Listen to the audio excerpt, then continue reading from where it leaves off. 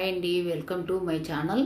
ఈరోజు నేను బ్రేక్ఫాస్ట్ వడలు అనేది అప్పటికప్పుడు ఈజీగా చేసుకునే విధంగా నేను చేస్తున్నానండి. 10 నిమిషంలో ఈజీగా చేసుకోవచ్చు. తప్పకుండా ట్రై చేయండి.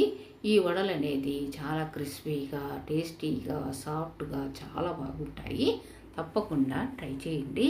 ఈ వడలు చేసేదానికి మనము ఒక కప్పును మెజర్మెంట్గా పెట్టుకోవాలండి.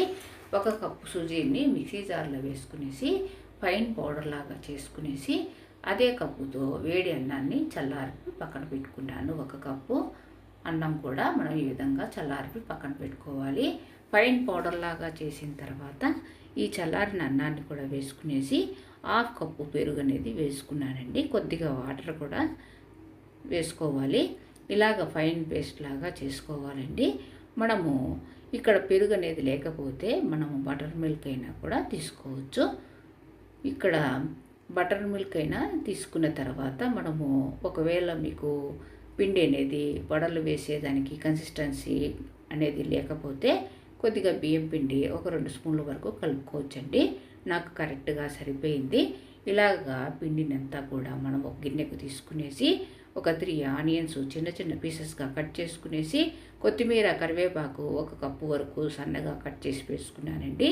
అల్లం ముక్కలు కూడా ఒక 2 స్పూన్లు వేసుకునేసి కారం 2 స్పూన్లు వేసుకుని టేస్ట్ తగ్గట్టుగా సాల్ట్, బేకింగ్ సోడా 1/2 స్పూన్ వేసుకుని మనం కలిపేసుకున్నామంటే మొత్తము మనకు వడలు వేసేదానికి కరెక్ట్గా వస్తాయండి.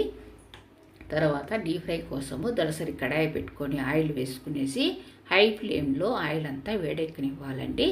మనకు వడలు వేసేదానికి కన్సిస్టెన్సీ ఒకవేళ పలచగా అనిపిస్తే మీరు బియ్యం పిండి ఒక 2 టేబుల్ స్పూన్లు కలుపుకుంటే సరిపోతుంది. వాటర్ వేయకండి.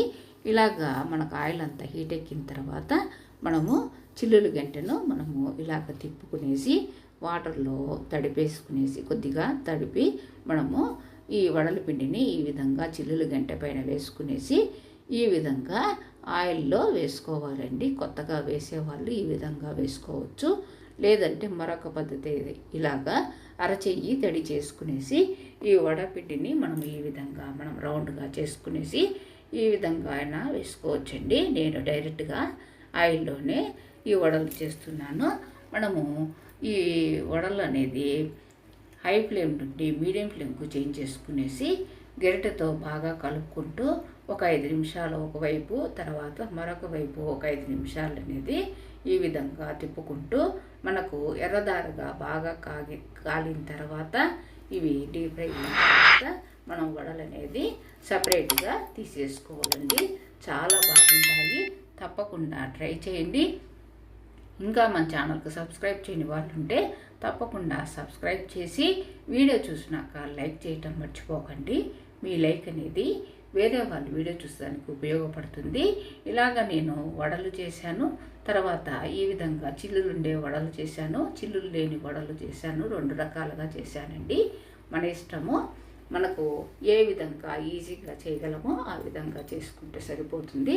తప్పకుండా ట్రై చేయండి. Thank you very much.